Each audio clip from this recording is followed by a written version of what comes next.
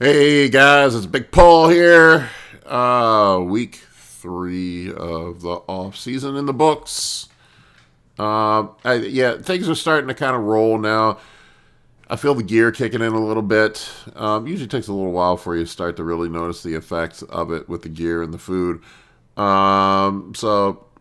Things are feeling good. So far, so good. Uneventful. We'll dig into everything that's going on in just 1 second.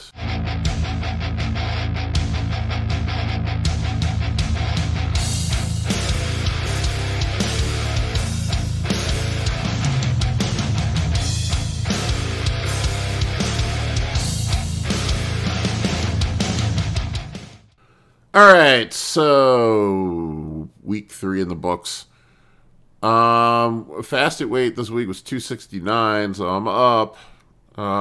Jesus Christ, 7 pounds in 3 weeks, something like that. I was holding a lot of water. I don't know I think my blood pressure's been sort of all over the place, and my water weight's been all over the place. Um, I'm running tests. Primobolan and equipoise, which in theory should be dry. Maybe it's the GH. I don't know, but or the food. It's probably the food and the insulin, to be honest with you. But my water weight has been all over the place, and my blood pressure has been up higher than what I would like. 139 over 82. I mean, it's not ridiculous, but I would like to see it lower than that. Everybody always asks me how tall I am, so I just post this every week. I'm like right around 6'2". But fasted weight is 269. Daytime weight is 276. I weigh myself as soon as I get up in the morning. That's probably the most accurate weight of the day as far as comparing relative weight gain from one day to the other, because you're fairly dehydrated in the morning, and that's sort of your dry weight, and that's the best indicator of which way you're trending. The daytime weight doesn't mean a whole lot, after you're full of food. And, as far as accuracy of measurement, I mean, it is what you weigh. If I was weighing in a bodybuilding show, it's going to be my daytime weight. But the fasted weight is the most accurate for comparison's sake for the tracking. Fasted glucose has been hovering around 98. I feel okay. My allergies have been shitty, but they always are this time of the year. Stuffy nose and whatnot. Sometimes I think I've read some stuff about GH making your nose stuffy. I did up my GH doses, so maybe it might be related to that. I don't know. I need to look into that more. So if anybody knows anything about that or has experienced that, just put it in the comment section below. I'd be curious to find out if anybody else has had stuffy nose issues with GH. I've seen it mentioned in forums, but I don't know any science or anything behind it. It could be just seasonal allergies. This time of the year sucks here in the DC area. It's rainy and moldy, and leaves are falling off the trees. I always kind of fucking feel like shit this time of the year. All right, progress pics. This was after a high day. I was pretty fucking bloated, man. I came back down. It was really weird. I came back down the day after. But I can still see the outline of my abs. You can see from the side shot I'm pretty bloated. But you can see the outline of my abs and my serratus. It still has some separation in my legs. I don't know. I don't want to get my body fat much higher than this. It's probably about as much as I'd like to get the body fat up. And then just increase size as we go. The rear pics here. I need to shave my hairy ass back. I have one of those back blades. I don't know if you've seen those things. It's kind of like a self-service back trimmer. It's got like a giant razor blade on the end of a stick, and you can shave your back with it. But I'm so big and bloated right now, I can't get my arms twisted around far enough to use it. I tried trimming my back up the other day and got like halfway through it and couldn't finish it off. So I'm going to need a volunteer to finish my back for me. Current off-season diet. No changes from last week. Justin said to just keep going with what we're doing. Once you get in a groove, once you kind of, and this is something that I do with my clients, like, the first couple weeks of a phase, usually you're sort of figuring things out, figuring out where the body is. But once you get in a groove and things start moving, you just kind of lock in on the diet for a while. Everybody's different. I'll tell you that.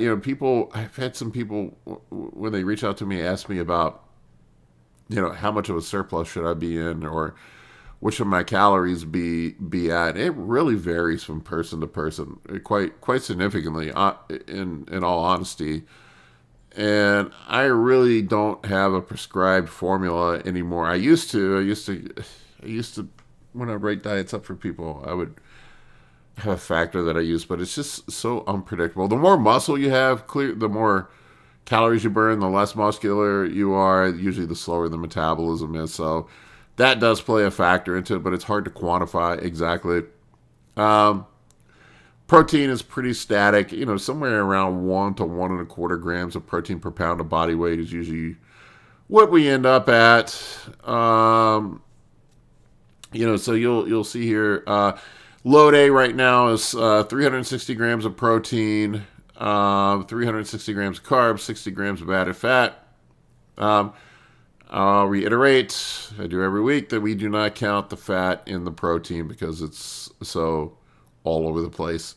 Literally, when a butcher makes the hamburger or cuts up the chicken, they just look at it and say, if you buy the 93% ground beef, there's no scientific method for measuring out the fat in it, and it's just the butcher looking at it and like, yeah, this looks like 93%, and they throw it in the fucking grinder and put it on the shelf.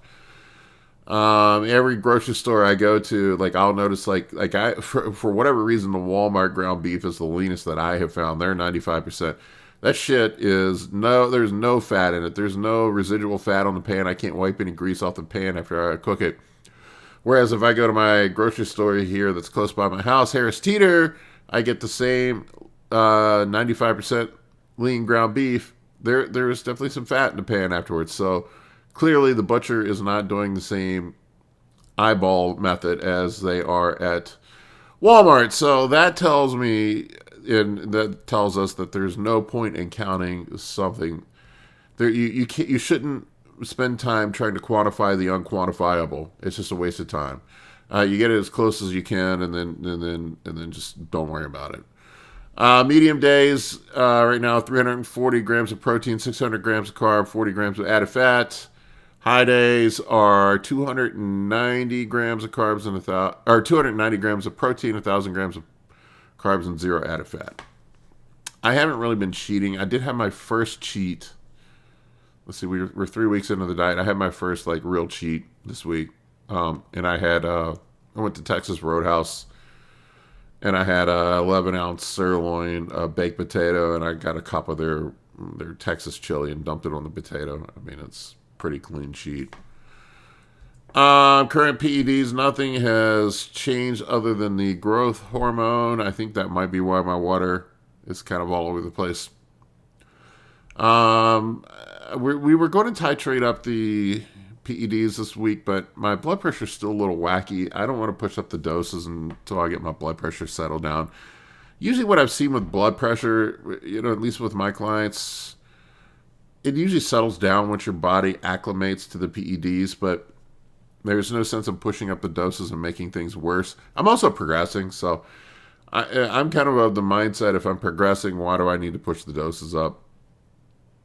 So right now it's 500 tests, 300 EQ, 400 Primo, so 1.2 grams total. I increased the GH to 8 units of generic blue top, but who knows if that's really 8 units. I've been getting these blue tops for years now, probably 4 years, something like that. And I've had batches that are crazy strong where 4 units will make it so I can't even fucking feel my hands. And then I've had other batches that don't seem that strong. So my speculation is it comes out of the factory the same, that it just gets ruined in shipping sometimes. Because it's coming across from China in a hot container ship. Actually, I forgot to note this, but I did up my berberine to 1,500 milligrams per day. I've been reading a lot about berberine, and there's a lot of doctors that say, metformin, sorry. I upped my metformin to 1,500 milligrams a day. I've been reading a lot of doctors say that metformin doesn't really do shit until you get up to 1,500 milligrams. That's where it starts to shine. So I upped it. So far, so good. No problems with my stomach or anything. Metformin can upset your stomach when you first get on it, so that's just something to be aware of. Usually when people start metformin, they start somewhere around 500 milligrams. You're going to get the metformin gas and maybe some diarrhea the first couple of weeks until your stomach settles in, and then once everything gets locked in, you're fine. 1,500 milligrams of berberine a day, 80 milligrams of telmisartan. The last couple days I swapped that out for the amlodipine, which is valsartan and or not amlodipine, I'm sorry, X-Forge, which is amlodipine, which is a calcium channel blocker, and valsartan, which is an ARB. So it has both in it. When telmisartan doesn't get my blood pressure down by itself, that usually gets the job done. Humalog on the high days, 25 units of Atlantis pre-bed. That hasn't changed. Current training split. Everybody, I think, knows my training split. I have a free copy of my training program on my website if you want to download it. All you got to do is put in your email address. I promise not to spam you too much. I'm just using it for announcements and stuff when things come out. But all you got to do is give up an email address. You can have a free copy of my training program. I also have a DC training ebook up there too for free at anabolicbodybuilding.com. Current splits: push legs pull off. So I lift 6 days a week, hit every body part twice a week. Nothing to failure. 10 to 12 reps on compounds right now. I actually have been going a little lower, maybe down to like 9 on some compound movements. Not much. 15 to 20 on isolations. Everybody asked me how many reps in reserve I use. I don't know. I'll be honest with you. I don't know how you quantify reps in reserve. I mean, what some people's definition of failure is not my definition of failure. I mean, for me, failure is just balls out. I can't do anything else. Some people are, for lack of a better term, are pussies, and it can't go to true failure. So it's all relative. I would say, I'm like a rep or two short of failure on everything. I get to the point where I feel like my mechanical form is starting to break down, or I would have to like compromise form or rep tempo to eke out another rep. So that's sort of where I stop. Cardio, 15 minutes a hit 3 times per week. Plans and thoughts. Like I said, diet was perfect this week with the Texas Roadhouse cheat. My strength really shot up this week. It went up pretty significantly. Usually I see that with cycles. Like week 3, especially if you're using longer acting esters, is kind of when things kick in. I've been using a lot of machines lately, a lot of hammer strength machines and stuff like that. I may have to go back to some dumbbells and plate loaded shit and Smith machine and shit, because I am pretty much using the whole fucking stack on every machine in the gym at this point for 12 to 15 reps on stuff. So, I think I've kind of tapped out the machines. I guess that's a good problem to have. I mentioned I added the X-Forge for blood pressure. I'm waiting for my blood pressure to get under control before escalating the dose anymore. Coach's feedback, he said, great work, no changes. He told me we want to get up to 285, 290, which where I'm at currently shouldn't be a problem. All right, guys, that's all I got for this week's check-in. Thank you for watching. For coaching or consultations, head over to www.anabolicbodybuilding.com to book your spot today. I can help you with optimizing hormones, fat loss, muscle gain, physique, athletic performance, nutrition, and health. For more information, shoot me an email at bigp3rd@gmail.com.